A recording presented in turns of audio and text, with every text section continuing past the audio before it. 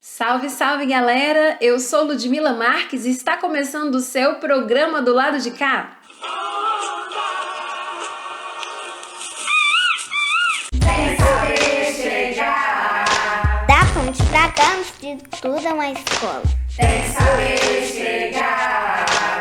Minha meta é 10, 9,5 nem cola. Sem saber chegar. Levante e anda, levante e anda, levante e anda. Todas as quebradas.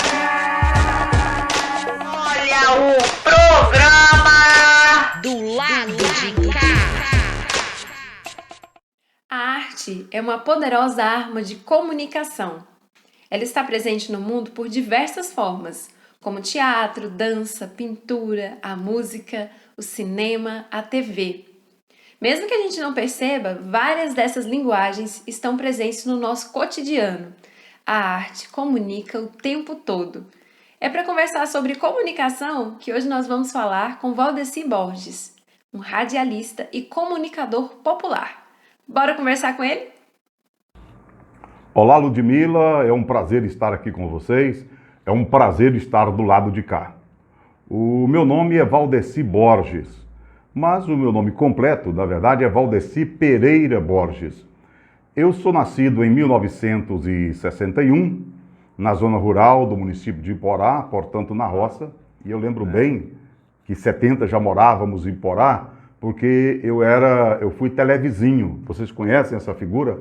Televizinho? Né? É quando as pessoas não tinham televisão em casa, imagina em 1970, não tinha televisão em casa, e eram poucos que tinham TV em casa, e preto e branco, né? Em preto e branco, e aí a meninada toda ia para o vizinho para assistir televisão, ficava todo mundo sentado ali no alpendre da casa do vizinho, assistindo televisão, por isso o termo televizinho. Eu lembro bem porque eu fui televizinho. Quando foi em 1989, mais ou menos isso, acho que foi que começou, em Iporá, uma faculdade, dentro dessas chamadas faculdades isoladas na época, que lá na frente deu origem à Universidade Estadual de Goiás. Em 1992 comecei a estudar, fiz vestibular, comecei a estudar, ou seja, 10 anos praticamente depois concluí o ensino médio, o segundo grau. E aí eu fiz um curso de História, me graduei em História, aí depois, graduado em História, uns 3, 4 anos depois, passei num concurso do Estado, me tornei professor de História, né? Eu atuei na educação durante muito tempo, depois acabei saindo por outras questões, não fiquei na educação. Mas desde esse tempo todo, fazendo essa militância na luta, né? Valdeci, você pode contar pra gente qual foi a maneira curiosa em que você se tornou radialista? Aí a minha entrada, a minha relação mais direta com essa questão da comunicação aconteceu ainda em 1980. Em 1980, final de 1980, instalaram uma emissora de rádio em Iporá, AM. Aquela época também rádio também era um negócio assim maluco, não existiam rádios. A gente no interior, como eu, ouvia rádios de Goiânia, AM, com muita dificuldade, Rádio Anhanguera, como é que é? Rádio Brasil Central, Rádio Tupi do Rio de Janeiro, eram as rádios que a gente ouvia. Não tinha outra emissora de rádio que chegava. Aí dois empresários da cidade tiveram uma concessão e montaram uma emissora de rádio de Iporá, Rádio Rio Claro, uma rádio AM. E, curiosamente, nesse dia eu estava na rua, fazendo compras num supermercado para minha mãe, que nesse período a gente tocava um restaurante. E eu tinha ido fazer compras. E aí, de repente, passou por mim um carro de som, com aquelas cornetas em cima, que a gente chamava de boca de ferro, anunciando que tinha um concurso para uma emissora de rádio que estava se instalando em Iporá. Até então eu não sabia dessa história da rádio, né? E eu falei, uai, esse negócio é interessante, né? Eu corri em casa, deixei as coisas para minha mãe e voltei para o endereço onde estavam fazendo as inscrições. E lá estava lotado de gente, e aí quando eu peguei na fila, que eu cheguei à mesa, a senhora que estava atendendo falou, você quer ser o que na rádio? Eu falei, uai, o que que tem? O que que tem? Né? Ela pegou ali uma lista de cargos, de funções da emissora de rádio, sonoplasta, o vigilante, o operador de áudio e muitas outras coisas lá, e disse que tinha para locutor. Eu não titubeei, falei, eu quero ser locutor. E aí fiz um teste, né, 2 pessoas, fez um teste, um processo seletivo lá de conhecimentos gerais, não sei mais o que, um monte de coisa, testes de gravação, né, de voz, e com um diretor que tinha vindo de fora, se não me engano era de Uberaba, para poder montar a rádio, e nós passou eu e o Roberto Lopes, que era um amigo, passamos no concurso. E aí fizemos um período de treinamento lá, aprendendo com esse diretor que tinha ido para cuidar da rádio, e nós aprendemos. E aí eu comecei a trabalhar na rádio AM, e era o locutor da cidade, né? É o que apresentava o Jornal Falado, né? O grande Jornal Falado, que era produzido pelo diretor, eu era o locutor, apresentava outros programas, e foi por aí que eu comecei. Eu ajudei a criar muitas outras rádios no interior, rádio comunitária, dentro do propósito, do conceito que diz ali. A lei é ruim, a lei cria as rádios comunitárias, mas engessa, ou seja, está criada a rádio, mas não pode isso, não pode aquilo, não pode um monte de coisa. Então dificulta a sobrevivência das rádios. Mas mesmo assim nós insistimos e criamos algumas rádios lá na região, né? E quando eu resolvi vir para Goiânia, exatamente para poder... Porque Goiânia é uma das capitais, eu já tinha percebido isso dentro do movimento, que não tem rádio comunitária, não tinha rádio comunitária. Tem rádios comunitárias assim, que são proprietárias, são picaretárias, podemos dizer, que tem donos, só usam o nome, a modalidade, a autorização é para rádio comunitária, mas tem dono, né? Então tem 3 ou 4, e a ideia era que, eu imaginava que Goiânia vinha assim, sonhando muito, eu vim sonhando muito para Goiânia, que era possível a gente montar, criar ao longo do tempo algumas rádios comunitárias em Goiânia, cercar Goiânia de 1.500.000 habitantes, né, de rádios comunitárias, pequenas rádios, que é só 25 watts, né? A ideia era essa. Segura essa pausa, minha gente, que esse é o momento do Pega a Visão com o nosso querido professor Flávio Batista. Fala galera, eu sou o Flávio Batista e esse é o Pega a Visão. Olha, hoje o nosso programa fala de comunicação. Já parou para pensar que nós, como seres humanos, necessitamos da comunicação? Já parou para pensar que quando nascemos, a primeira coisa que fazemos é nos comunicar? Por meio do choro? Assim que você nasceu, você chorou e disse ao mundo que você tinha acabado de chegar. A sociedade humana ela necessita comunicar, ela gosta de dialogar. É por isso que mesmo nas comunidades pré-literárias nós encontramos as pinturas rupestres nas cavernas. Até nós conseguimos escrever. De lá para cá, como diz aquela famosa frase, a história. O fato é que no mundo virtual nos parece que é mais ainda fundamental pensar em comunicação. Não se trata de muitas informações, até porque nós temos mais informações do que o Napoleão tinha no século XIX. O problema é que falta olhar no olho das pessoas. Não estou dizendo aqui que a comunicação com o mundo digital é ruim. Ela é interessante. Mas já parou para pensar se realmente você consegue se comunicar com teu vizinho, com os teus pais, com a sua família, os seus parentes, seus tios, avós e aquele amigo distante?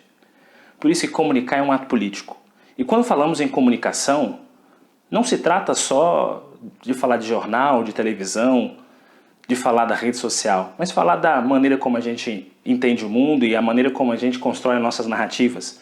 Porque, veja só, a sua vida também é importante e você precisa narrar os acontecimentos importantes para você, para a sua família, para a sua comunidade. E quando falamos de comunicação, é porque nós estamos lembrando algo fundamental para a sociedade humana: diálogo. E num momento como esse, mundo digital, com muitas bolhas informativas, muitas pessoas colocando sua própria visão de mundo, é importante nós criarmos ponto de diálogo. Não por acaso, o nosso programa está dizendo que existe uma outra narrativa, uma narrativa do lado de cá. É por isso que esse programa nós queremos lembrar você sobre a necessidade de se comunicar. Por isso eu termino essa parte do programa hoje te perguntando: e você, já se comunicou hoje? Valdeci, em sua opinião, qual é a importância da comunicação popular para a democracia brasileira?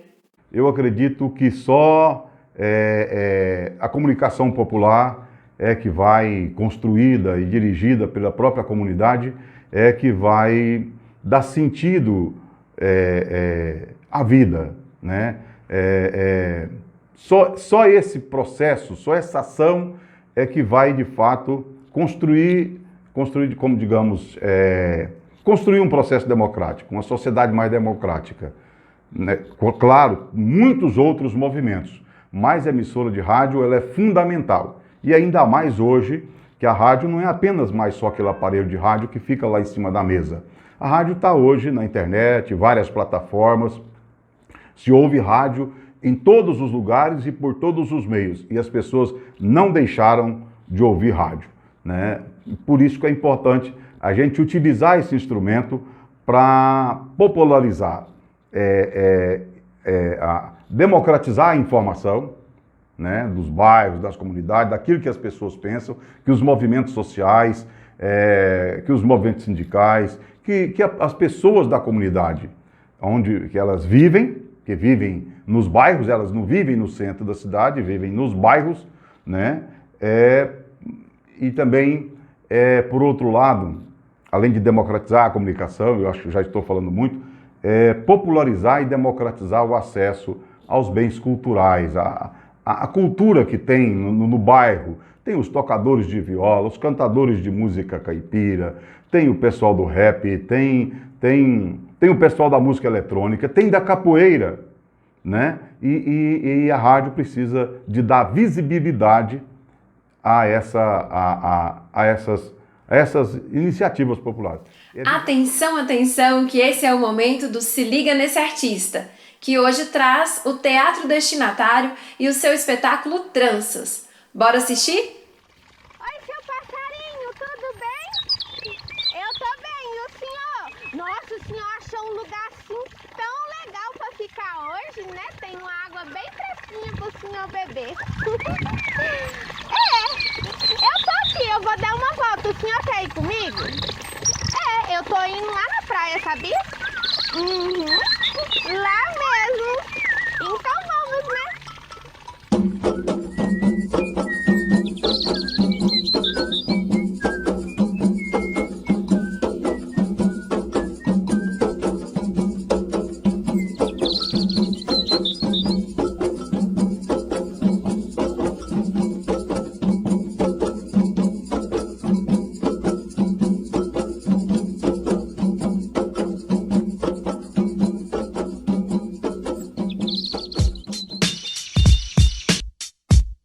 Hoje, a mídia brasileira é controlada por apenas 11 famílias.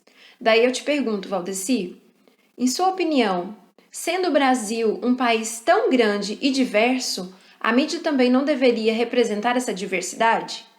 A mídia brasileira, a imprensa brasileira, os meios de comunicação, são controlados por poucas famílias. E estas famílias, né, passam para a sociedade a sua visão de mundo. Né? E isso começa a normalizar, as pessoas começam a achar que o mundo, que a sociedade é do jeito que se vê na TV, né? Nos grandes meios de comunicação, nas rádios, nas grandes rádios, e é do jeito que se vê na televisão. E a vida não é isso. A vida acontece nos bairros, nas pequenas cidades. Por isso eu acho que, pelo fato de o Brasil ser grande demais, que isso é um continente.